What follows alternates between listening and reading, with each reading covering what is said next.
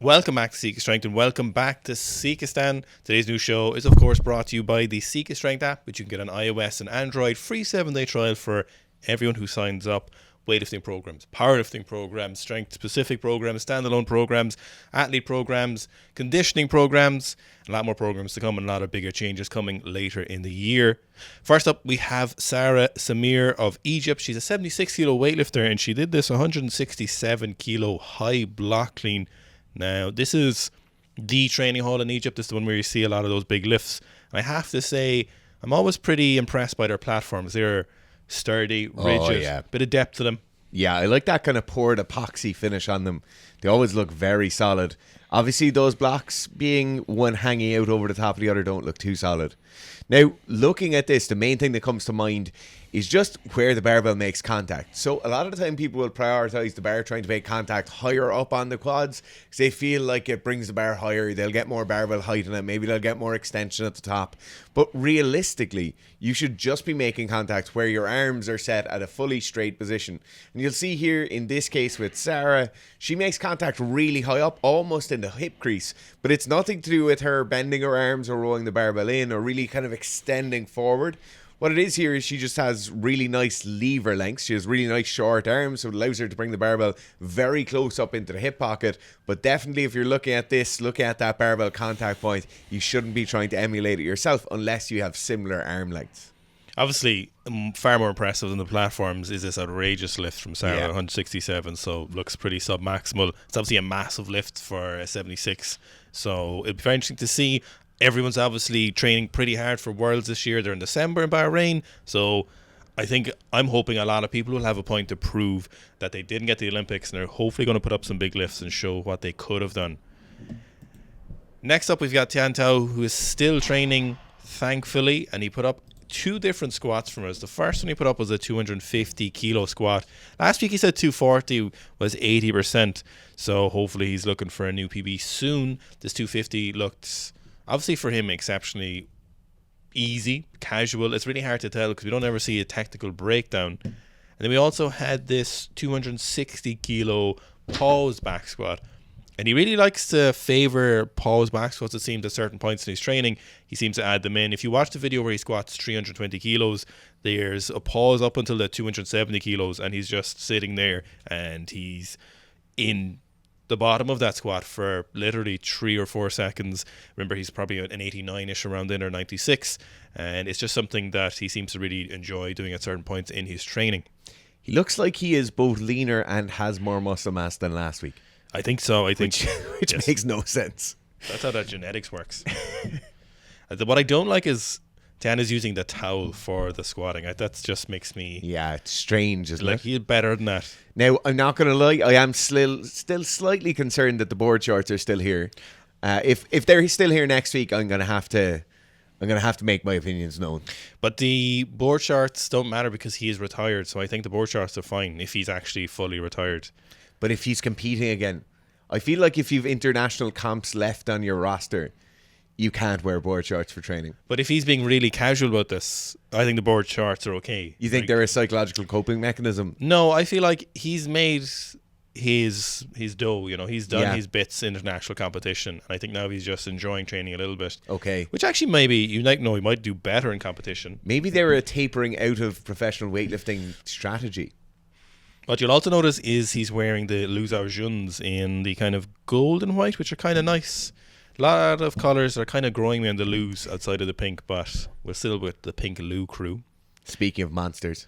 Next up, we've got Alexander Varbanov, who is one of the greats of weightlifting. He clean and jerked 222.5 kilos as a 75 in training, clean and jerked 215 kilos as a 75 in competition. Just to put that into perspective, Carlos won the 89s with 225 kilos. Leo Wanwa, Giga Chad, clean and jerked 223. It's just put in perspective just how good Alexander Varbanov was. And now he's back training at the age of 60. There's two things that kind of strike me here. And the first one is a general thing when we see not so much older athletes, but athletes who were very successful previously and they come back and go training, is how similar their technique looks. I feel like if you pixelated the person's face, had them wearing an all black suit, and you compare it to the lifts of them previously lifting, even though the weights are drastically different, some of the speed and power might be slightly less, but very much the same technical movements, very much the same hallmarks of their technique, and it seems to stay forever. Now, the last thing I'll say is how aggressive he is. A lot of the time we'll see with masters lifters, that level of aggression is just slightly lower. We certainly don't see any drop off here. Yeah, what's very interesting as well is that he still has basically all of his mobility. So he's got the front rack position, barbells overhead. Everything looks very good, lots of ankle mobility. So I don't know if he has been training. I know he's been coaching. Him and his son, I think, were in Canada. And I assume they were kind of living there. And they seem to go back to Bulgaria for training camps pretty frequently. So it's really interesting to see how well that mobility has stayed, which obviously is one of those big things that we'll see older lifters having issue with, but it doesn't seem to be an issue here. Next up, we've got Solfrid Konda of Norway, and she snatched this 125 kilos. So this was a lift from before Paris, and it was something she didn't want to put up. And she obviously is saying here, and that's a big statement she's saying, I'm getting this from Google Translate now, or Instagram Translate, so this could be off, but basically what she's saying is she reckons she's a lot more progress and she's not done yet, and she wants to be the best lifter she can be, I think is the gist of it. And this 125 certainly would give you an indicator that that is a very true statement. Yeah, absolutely. I think with Solfrid as well, you're seeing somebody who's quite young in their training career. She has many, many more years of competing. We'll certainly see more Olympics out of her, hopefully. She's definitely somebody, every time you see her lift, just how athletic and how well developed she is, it's really clear. I feel like if she took up any sport, she'd be a champion in it. Maybe not to the point of being a very, very good weightlifter, but certainly she would be very well placed in any of the athletic sports, any of the throwing sports, I think. Yeah, she has a lot of those qualities that are pretty universal to those sports, like throwing and weightlifting, like Dara was talking about there. Maybe even wrestling or judo, if you're looking at different Olympic sports. You know, she's mobility, speed, coordination, fearlessness, muscle mass, lower body fat levels, obviously at that muscle mass, tenacity, discipline, all of those things that are incredibly important that make great athletes. And she obviously has a lot of those in spades. So this 125 is very slick. And just as a note as well, is she's doing it without straps in training. So not that it makes a huge difference in training or competition. It's not a major point of context, but it is quite interesting that it might make a little bit of difference for some lifters when that Solfrid's doing this without straps. So that does bode well for a bit more consistency when it comes to competition. Yeah, it's another interesting point. It comes up again week on week in weightlifting. We see bigger and bigger numbers in training. Obviously, this is pretty close to the Olympics. It's not like this a year beforehand. But weightlifting is quite unique in the way where we don't see 100-meter sprinters sprinting world records in training. You see them doing it at competition, yet in weightlifting, due to the unique kind of circumstances around weightlifting, due to the structure of competition, we'll very commonly see those world record numbers being hit in training, and then in competition, then being slightly lower. Next up, we've got Wonjong Beom of Korea. So one of our favorites from the South Korean team. He is assumed training for the Worlds again this year as well. And he seems to be back home, so he's not in the training center. So he's doing 160 kilos for doubles on the snatch here, working up from 140. Very, very, very casual lifts and some singles in up at 200 kilos on the clean and jerk.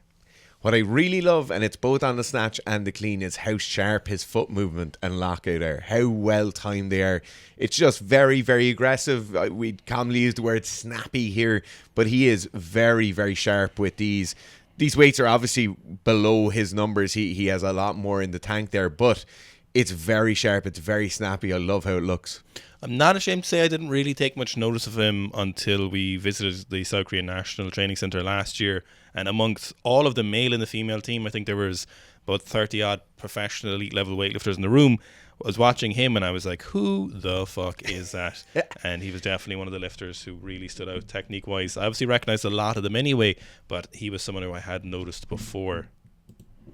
Now, staying in South Korea, we've got Oh Joo Min, who used to be a national weightlifter, and now it seems like he's doing some kind of gladiatorial TV show, some kind of competition, some national league. We're not really sure, but what we do know is he's still squatting and deadlifting, and he squatted a PB for 5 kilos of 305 kilos on the back squat.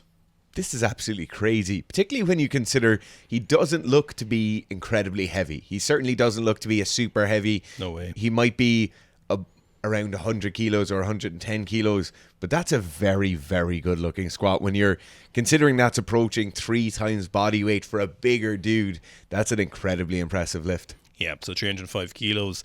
If anyone does actually know what he's doing and what that league in South Korea is, it would be very interested to know if you have any actual details on it, because he is obviously very, very strong. It's a very good weight lift from the snatch and clean and jerk if you go back in his profile, but whatever he's doing now looks pretty interesting.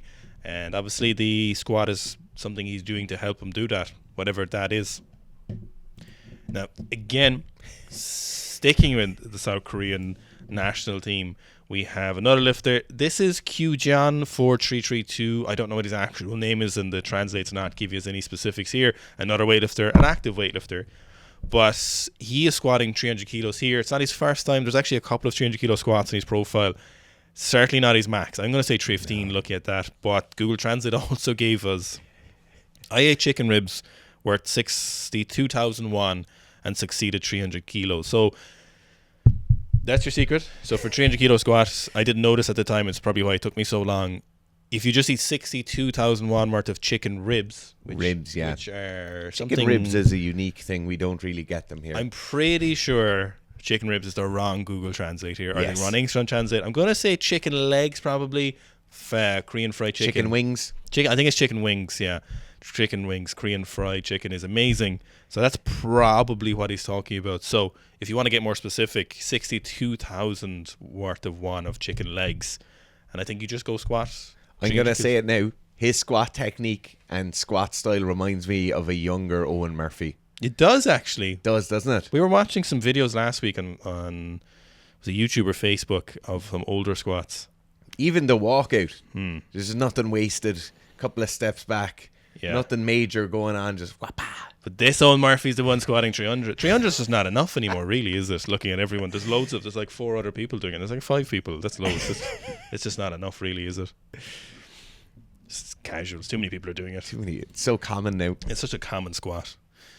Here we've got Chen Po Jen of the Taiwanese team, and he is doing 210 kilo singles, so 3 singles at 210. This is from a few weeks ago. He, again, I assume, is training hard for the Worlds this year. The really interesting thing, so when we look at the first pull on the clean and on the snatch, the emphasis of barbell sweeping backwards is obviously vital, right? It's what a lot of people miss out on. And you'll see a lot of the time, particularly with some of the Asian lifters, they'll sit with very, very low hips. Then they have to work super hard to get their hips up, their knees back and out of the way. Now, in this case with Po Jen, you'll see him doing a very pronounced version of this. So he sits with super low hips at the start, then he shoots his hips up and sweeps his knees back. But the clear defining thing between him doing it and somebody doing it who mightn't be quite as skilled is that he gets the barbell to move rearward at the same time. So a lot of us, when we try to sit with super low hips and sweep the barbell back and push our knees back during the first pull, we'll struggle. The barbell will basically stay on the floor and our ass will just shoot up to the sky. In Po Jen's case, he does a very, very good job of that synchronous movement of knees back, barbell back, and barbell moving up at the same time. Here we've got Kyle Bruce of Team Australia cleaning from the hang, or kind of a high hip clean, whatever you want to call it, high hang. We call that above the knee hang or high hang at 205 kilos. So this was back when he was an 85 kilo lifter. Very lean specimen still here is an 85. So, it's interesting. Obviously, this is a massively impressive lift. The world record from the 85s was 220 kilos by Ross Dammy. And 205, massive lift. But it's just interesting how many lifters have been screwed over by the weight class changes. The 94s was clearly one of the peak specimens for people, and the 105s was good, but they just haven't, I feel like they haven't done a great job of picking weight classes that are meaningful for this last Olympic quad. Now the problem is that we just need to keep them the same to give athletes at least some chance at manifesting their best lifts in those classes.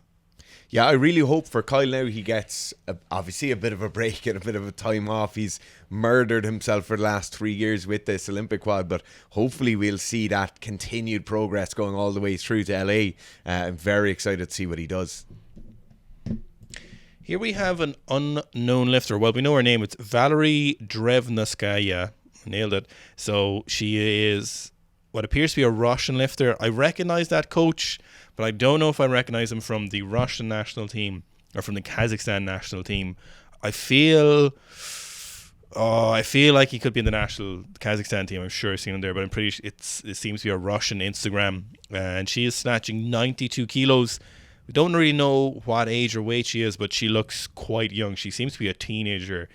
Either way, it's a very nice lift, super powerful, team big stomp, pretty aggressive foot movement, and she nearly takes her coach out of it at the end. Yeah, so the aggression here, particularly when we look at the upper body, how aggressively she locks out her elbows, you'll see there's quite a bit of sink after she catches the bar. So she's working hard to catch the bar with her hips to a high position and then sinks afterwards. Now, the big factor of this, the big defining factor of this being a successful technical model is how aggressively you can maintain that kind of elbow lockout overhead. You'll see she does a really good job, catches the bar quite high, her legs are very active, but her arms are so strong and so aggressive in that lockout that she's able to take that bit of a sink underneath the bar. Now, moving on to the powerlifting section or the strength training section of the new show, we've got John Haack in basically the John Haack section of the new show at this stage. So he's coming up on to a pretty big competition soon. So we're looking at like 3 or 4 more weeks. So a lot of the lifting John Haack is posting now is some pretty heavy singles. And one of these heavy singles is this 412.5 kilo or 909 kilo deadlift. And typical John Haack fashion, as we always say, we don't see a big breakdown in technique. We see those knees forward. They actually move out a little bit because he's a quite narrow stance, which is nice. It gives you a lot of room to use your knees, as a want of a better word, to use your quads, your legs from the floor. And you see those knees staying pretty forward into the barbell, even as he gets up along kind of past that knee point where he's still making use of his legs and keeping the barbell close to him. So it's a very common problem. We'll see what lifters will pull those knees back too early. We'll see a vertical shin angle much too early. In the deadlift, that's the last thing you want to be doing, especially for conventional deadlifting. You want to be making the best use of your legs, driving those knees forward. For a lot of people, whether that's toes straight forward or toes out to the side, that knees forward position is one of the best positions you can use. Definitely off the floor. If you're really weak off the floor, knees forward position. You don't have to have a massive inclination in your shin angle, but any change in that makes a huge difference to the deadlift. And obviously, as you know, deadlifts get very, very heavy. So any favorable advantage you can give yourself by using your legs better from the floor, you're going to have a better quality deadlift. What I really like is how open John is with all his training. We get to see pretty much all of the heavier training lifts before all of the comps. And particularly in the last few competitions, we've gotten to see where these kind of big milestones in the taper are happening. So we saw 410 prior to the last competition. In this case, we're seeing 412 and he's still 5 weeks out. This gives you a really good idea for what his peaking strategy is, when he likes to pull back on that volume, when he likes to push that a small bit more. And it gives us an idea for how amazing those results are going to be in a few weeks' time. So I think we're going to see some massive PBs. I hope his bench press is going to be even bigger than it was last time. And I think he's certainly peaking towards something huge. Now we've got Ivan Makarov, who did a 506 kilo conventional deadlift from very low blocks. What's so strange about this is that's so low you probably could have just jumped from the floor. So he will be competing in the Giants Live Strongman at some point, and I don't know when he's doing it. I don't know if this is even an old video. I don't know if this is recent, to be honest. And if anyone knows anything about it, ultimately it's still a 506 kilo deadlift from very low blocks. We were saying something like 2 or 3 inches, so it's a massively impressive lift. You know, we've had a couple of very heavy sumo deadlifts or trap bar deadlifts recently at that 500 plus range, but this appears to be in absence of a deadlift suit as well, which is quite interesting. It's something we've been discussing a lot this year in the news show, was how much does a deadlift suit really add to lifting? We don't particularly care for equipped lifting, bench suits or squat suits isn't something we're normally really that interested in sharing too much. Not that it's not impressive, it's just not what we really care for. But the deadlift suit was something that was quite interesting in how much it actually added. And over the course of kind of the last few years of the news show, what it used to be was that strongmen would say it doesn't help that much, it just helps you with the lockout. But a lot of people have said it kind of adds something like maybe 10-20 kilos for the right lifter. So it is quite interesting, and it did open our eyes a little bit more to it, that the suit was a little bit more advantageous. Of course, strongmen are going to downplay the use of the suit a little bit, but for people who've used them, they're like, no, it can add quite a bit. And we're kind of following along with like half Thor's training, for example, in absence of the suit, and see what he's going to deadlift. So it will be interesting to see what any of them do manifest. The last point on this that stood out to me was the barbell. So quite a bit of flex in the bar here. You'll see it particularly as he initiates the pull. He gets a fair bit, probably 3 or 4 inches of pull before the bar really starts moving. But what I'm really interested in is the standardization of the barbell across those records. So what did Thor pull on? What did Eddie pull on? What are the next rounds of records going to be? Obviously, we've had lifters like Colton pulling massive sumo deadlifts previously from the ground. But the standardization of the barbell, I actually think, is probably one of the most important things. Whatever about the use of straps, not using straps, suit, not using a suit is clearly very, very important. But the barbell makes such a difference for the deadlift. Next up, we've got Rusell Orhii, who seems to be starting his training again, his training block. And the notable lift here is a 310 kilos for 5 on the back squat. So probably the big thing that would have been of note to me here was the fact that he's squatting in weightlifting shoes, or the Nike Romileo 4s. And he was someone who used to always squat in flats. Had a bit of an issue at Worlds just a couple of weeks gone on the squat in terms of some judgment calls. So he seems to have started this new block with squat shoes, or weightlifting shoes. I hate calling them squatting shoes, but they're not weightlifting shoes if a powerlifter is wearing them. It's something we're harping on about a lot, that there is some cases where some lifters will feel a bit more comfortable in absence of weightlifting shoes or a heel shoe. We've probably made the argument as well that there's probably a market there for someone who wants to make like a 1/2 inch or less heel shoe for weightlifting. So it's really solid. You have a bit of an elevation, but a low bar squatter doesn't need, an inch 28 mil or 22 or 23 mil, whatever heel that we might see across these different shoes. Now, whatever that manifests to in an effective heel height, sometimes it is too much, especially depending on your build, what's a better height for you. So if you'd even a little bit less, it'd be beneficial. But ultimately, the squat shoes or weightlifting shoes, for most people, even for elite level lifters, is generally a better option unless you have a really specific build. And most of the times that specific build is absolutely gargantuan, 180 kilo plus lifters with a huge amount of hip mobility. For most of the rest of us, under that kind of, to be honest, under 120 kilo mark, you're probably better off squatting in weightlifting shoes. When you look at Russ's squat here, a really interesting fact is how stacked up he is at the bottom. So you'll see his elbows are hitting in against his quads. The anterior of his core is really stacked up against his quads. His quads are stacking in nicely. His hamstrings are stacking in nicely against the calves. And it's not like he has a massive amount of room to sink any deeper. With the way he squats now, and like his squat, for me, looking at this, is perfect in terms of powerlifting rule sets. That should be 3 white lights every single time. But when you look at his build, it's not like he has a massive amount more room to sink. He doesn't really have a whole lot more to go if he was really being forced to bottom it out even more. Now here we've got what is called the strongest teenager, or strongest high schooler in New Mexico. So this is Kevin Cuomo. So someone just sent us into us, but it looks like this clip went pretty viral, judging by the number of comments and likes. But he seems to play American football, seems to enjoy strength training in his room. But this is a 250 kilo back squat at 204 pounds. So that's about 90-ish kilos, 92 kilos. Looks to be a pretty high bar squat, and this is something that a lot of people were pretty happy to see, just the kind of raw nature of it. A teenager squatting in a room or a garage or a shed. People are saying it's his bedroom, but I'm not sure. There is a bed in the background. There is a bed in the background. Now, the squat here is amazing, right? 250 kilos is amazing at 204 pounds body weight.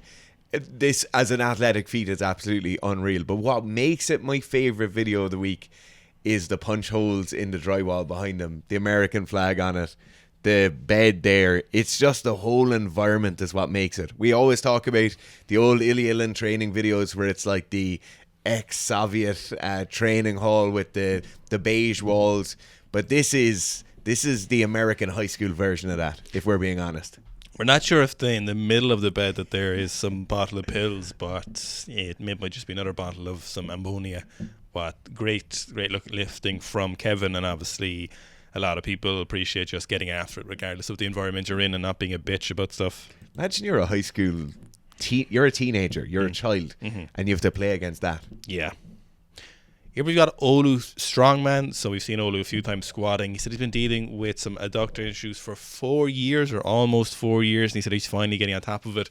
So he hit this 355 kilo back squat. Olu has a fantastic build for squatting and obviously puts those numbers up alongside that. This is kind of where the argument for a monolift comes in my opinion. When you see him walk it in and walk it out and walk it back in, you see just how difficult lifting or walking those heavy weights around the place is, and I think it's at this kind of point, at these mental weights, is where you probably should have a monolift, just to make it a bit safer, to make it a bit more easily accessible. You'll see there with the width of his grip, just getting it back into the J hooks is going to be very, very difficult. It's an amazing squat, incredibly strong, so controlled on both the descent and the ascent. It's really, really good. Here we've got Leah. So we've got 2 lifts from Leah. We've got a 210 kilo deadlift. So this is kind of a PB'er first, because she said that she's been dealing with some pain for quite a while and she's very, very, very happy with this. So this is what she said: finally deadlifting heavy with no pain after 6 months, even better than hitting a PR. So 210 kilos is massive. One of the interesting things about this is Leah's knee valgus. We'll see it a bit in her squatting when people talk about it, and we'll see it a bit in her deadlifting. But just when we talk about John Haack there, keeping the knees forward in that position, the inward movement of the knees, dynamic knee valgus, whatever you want to call it, is still actually another way of keeping those knees forward if you have sufficient ankle mobility. So we'll actually often see knee valgus in the squat, for example, or when people are jumping and landing. If you have insufficient ankle range of motion, you'll see the knee valgus as a compensatory factor for that. But we'll see in female lifters, usually in the squat, but in this case, obviously in the deadlift, that the knee valgus is happening. But interestingly, it's helping her keep her knees forward. So because she has that range of motion in her ankles, her knees are still going forward. They're just converging a little bit in that direction. And obviously, deadlifting 210 kilos is something's working. Something's happening. Now, if you're used to seeing Leah lifting, you've obviously seen how unique or how different from the standard model her technique is, both on the squat and on the deadlift, but probably more so on the squat, if we're being honest. Now, what I find to be particularly interesting or of particular note across her deadlift and her squat is how homogenous both of those movements are.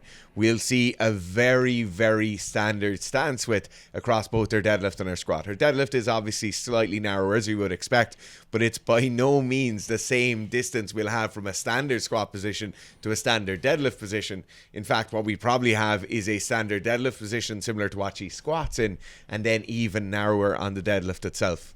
Now, coming up from the stance width, the movement tracking, how her upper body relates to her lower body, those levers and how they relate to one another is very, very similar across both the deadlift and the squat, which is interesting. She's obviously stuck with this technique for a long time. We've been watching her lift for a long time, and it is clearly very successful for her. But it's always cool to see these kind of edge cases.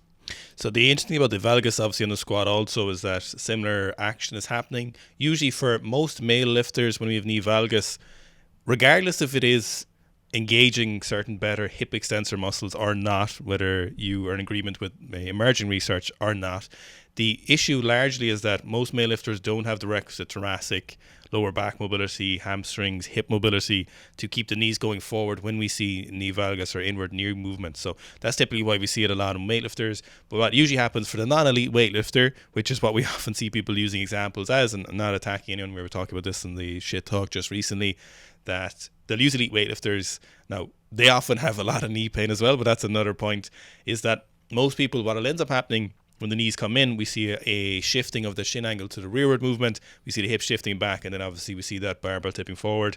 Now, this isn't happening for Leah here. She's obviously doing the opposite, and she's very, very adeptly squatting a massive 215 kilos, which is incredible. But don't use edge cases like Dara was talking about there to allow for poopy lifting for yourself.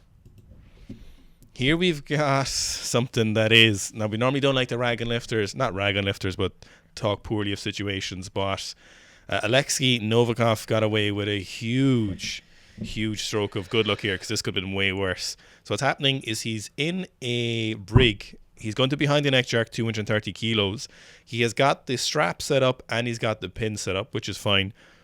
But he's also got his two partners with resistance bands, and it looks like what they're going to do is, when he's finished the rep, they would put the resistance band underneath the barbell, and then they wouldn't stop it, but they would lower it with less speed onto the straps, the safety straps. This is obviously a terrible fucking idea. This just, he's so lucky. So he still got injured. This is why you should just walk out lifts, never jerk in the cage, never do any kind of overhead stuff inside in a rig or a cage. Just walk it on the platform. You don't even need jerk blocks. You can just walk it backwards. Now, we know you might be able to drop it on the floor, but that's when you have to be like, right, we need to sort something else out here, because this is definitely not the answer at all. The striking thing here is one green elastic band on each side is not enough to appropriately slow down 230, even if everything goes great. Oh, but that's irrelevant. We're 3 steps further on here. I assume everyone's done safety, health and safety. If you've done any kind of engineering or science degree or an industrial degree, you've probably had case studies. The big one is like the BP oil refinery. Did you do that one? Yeah. I'm sure a lot of you have done something like that, where like it's the conglomeration of stuff that went wrong. But that's where institutional knowledge really comes in useful. Joe, as well, that's where just an old angry woman at the front desk at a gym. Yeah, no. It's like, no, that's not. No, go home. There's not much I'll say about this. God, I can barely watch that. We need to move on. Get that off your screens. Here's something you'll definitely like, because a lot of you sent this in. This is, over the last 2 weeks, you've been sending in a lot of Robert Foerstmann, or actually all the time. Every week someone sends in, and obviously we think he's great. But he's doing 220 kilo single leg Bulgarian split squats, and then he hit a PB of 284 revolutions per minute on the erg bike, or the ergo bike, or the turbo trainer, whatever you want to call it. It's funny, on the turbo trainer it looks like the video sped up. It does actually. But then you see the person moving around in the background and it's clearly not sped up, but it's the way he's vibrating on it. It looks like the video's been sped up. Does he look bigger and leaner than ever before? Yes. There's something about those quads that looks not right. Now, the other thing that always strikes me when I look at the Bulgarian split squats, I'd say I've watched hundreds of videos of Robert Foerstmann split squatting, but every time I see him do it, it's how stable he is on the front leg. Like he looks like he could stand there on one leg all day long. He is the flamingo of squatting. So we recently did a video specifically on track cycling, and we obviously helped track cyclists before, but usually just an assistant running programs or kind of point them in the right direction. But once we'd kind of gotten into the details, they're kind of the unsung power heroes. Yeah. You think it's kind of an endurance sport, but realistically it's like a 100-meter sprint kind of levels of power. It's like throwing levels of power. Like, they are producing massive amounts of power in a really short period of time, and the athletes, I think they're getting more impressive than ever. Yeah, I love to see it. It's such a weird edge sport. Like, you think it's like road cycling, you think they're like Tour de France cyclists, but they're really not. They're on a bicycle, and that's about all they have in common. In fact, yeah, the road cyclists are giving them a bad name because they're not the same. They're not as cool. We're not the same. Lastly, we've got James Townsend, who I'm sure a lot of you are aware of. He's been moving some big weights for quite a while, most notably for his power clean, but it was really worth sharing this 190 kilo bench press, or 190-ish kilos, because there's some kilo plates there and some pound plates. He said he's on the road back to his best ever bench press of 455 pounds, or 206 kilos, and this 109 is pretty close to that. This is astonishing when you see how little setup there is. His feet are barely on the floor there. His legs and hips are barely set. And yet it is one of the most controlled close grip bench presses you're ever going to see. It's like a hydraulic ram. Just everything is perfect. And it's 190 kilos. It's amazing. Yeah, you think this equals... Oh, no, actually, I think he's power clean 200 kilos. If he hasn't, he's power clean very, very close to it. Obviously, this is a massive bench press as well. I don't exactly know what weight James is, but he's large in charge and he's very, very lean, so it's kind of hard to put a number on that. You know, sometimes they could be like, yeah, I'm 80 kilos, or he could be like, no, it's 120 this week. So it's really hard to put a number on that, but that is a massive lift. So it'll be very interesting to see if he actually does end up hitting that 206 kilo bench. Now, if you would like to be large and in charge and maybe wanted to get some of that upper body bodybuilding in, we've just launched the first program in a series of programs that are going to be coming to the app, and it's upper body armor. So this is strength and hypertrophy work for the upper body to make you a bit more resilient, to put on those extra few kilos of muscle mass. It's a lot of arms, shoulders, chest, and upper back. It's a perfect little addition. They're 20 to 25 minute long sessions that you can add into the end of your training sessions that you currently have. Go and take a look at it on the app. As Owen said, it's a 7-day free trial. All you have to do is sign up and clear off your profile and delete it before the end of the 7 days, and you're free of charge. Thanks for watching the news show. Thanks for everyone who sent in the news show DMs. We look through them every week, and it makes the news show so much better than it would be otherwise. So thank you for sending those in, and please do keep sending them in to us.